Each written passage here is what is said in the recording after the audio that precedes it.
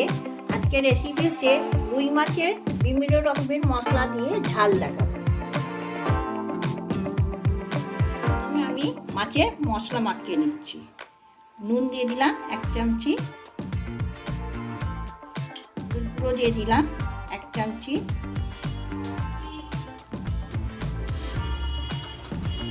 লঙ্কা গুঁড়ো দিয়ে দিলাম 1 চামচি। এবার আমি ভালো করে হাতে করে মাখিয়ে নেব।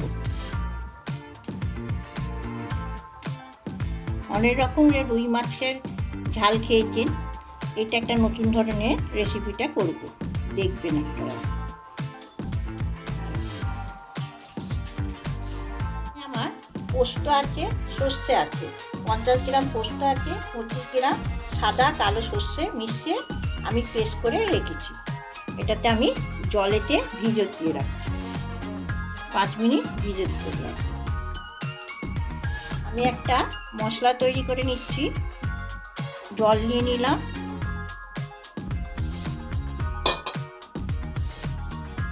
আদা রসুন বাটা নিয়ে নিলাম 1 চামচি, 2 চামচি, নিয়ে নিলাম 1 চামচি, হলুদ গুঁড়ো নিয়ে নিলাম 1 চামচি। হলুদটা একটু কম দেবো, পোস্ত সর্ষে থাকবে বলে। 1 চামচি লঙ্কা গুঁড়ো নিয়ে নিলাম, ধনে গুঁড়ো নিয়ে নিলাম 1 চামচি, 2 চামচি, গুঁড়োটা 1 চামচি। এটা আমি মিশিয়ে রাখছি। এখানে আমি পেঁয়াজ টমেটো দুটো ব্যবহার করছি না।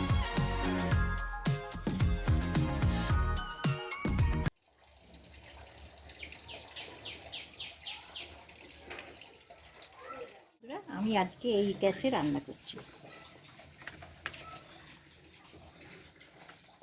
সর্ষের তেল দিয়ে নিচ্ছি প্রথমে মাছগুলো ভেজে নেবার জন্যে। মাছগুলো আমি ভেজে নেবো। প্রথমে মাছটা দিয়ে দিলাম,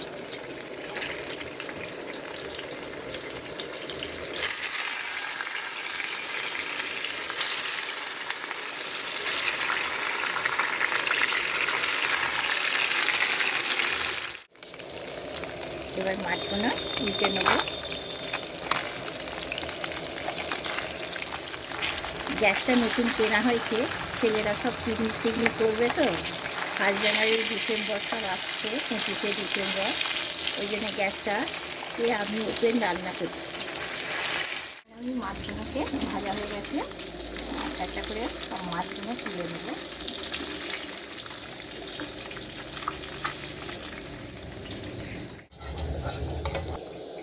আমার অনেকটা তেল আছে, আমি আর তেল দেবো না।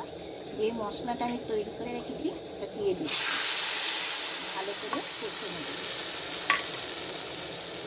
এটাতে আদা বাটা, রসুন বাটা, জিরে, লঙ্কা, হলুদ সব দেওয়া রয়েছে, ভালো সেনে নেব। কিন্তু আমি পেঁয়াজটা টমেটোটা দেবো না।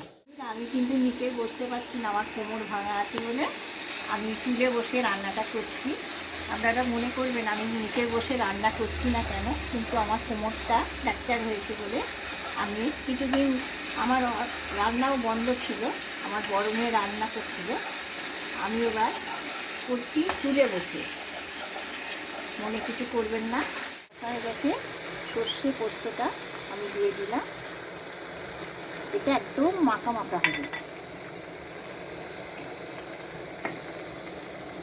একটু জল দিয়ে দিলাম, সর্ষের পোস্তর বাটিটা দিয়ে একটু জল দিয়ে দিলাম, একটু নাড়িয়ে দিলাম ভালো করে। এই রান্নাটা একদিন আপনারা ঘরেতে তৈরি করে খাবেন, খুব সুন্দর লাগে।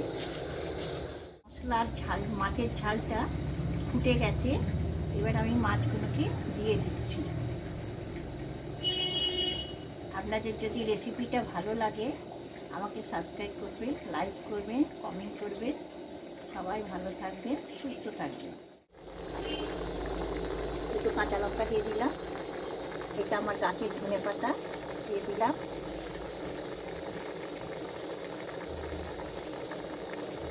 ঝালটা কমপ্লিট রেডি, গ্যাসটা বন্ধ করে দিলাম।